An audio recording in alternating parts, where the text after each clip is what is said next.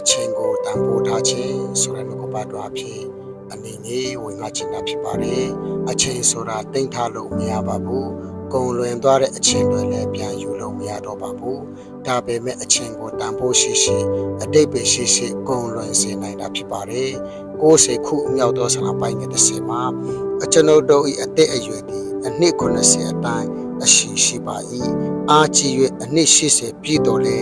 ဝါကြွားခြင်းသည်ပင်ပန်းခြင်းနှင့်ဝဲနေခြင်းဖြစ်ပါ၏ထိုအသက်သည်လည်းမြန်မြန်လွန်၍ကျွန်ုပ်တို့သည်စုတည်ကြပါ၏ကျွန်ုပ်တို့သည်ပညာတရားကိုနှလုံးသွင်းမိမိအကြောင်းကိုယ်နေ့ရက်ကာလကိုရည်သွဲ့နိုင်စေခြင်းကတွင်တင်တော်မူပါလို့ဖော်ပြထားပါတယ်အဲဒါကြောင့်လောကကြီးမှာမိတ်ဆွေအသက်ရှင်တဲ့အခိုက်အတန့်လေးမှာအချိန်ကိုဘုရားသခင်အတွက်တန်ဖိုးရှိရှိအတိတ်ပဲရှိရှိကုန်လွင်စေမယ်ဆိုရင်မိတ်ဆွေဟာလူဘဝအတိတ်ပဲကိုရှာဖွေတွေ့ရှိတော်သူဖြစ်ပါတယ်ဆိုတဲ့နှုတ်ကပတ်တော်အဖြစ်အနေနဲ့ဝင်ငါချင်တာဖြစ်ပါတယ်အရောက်တိုင်းပုံမှာဘုရားရှင်ကောင်းချီးပေးပါစေ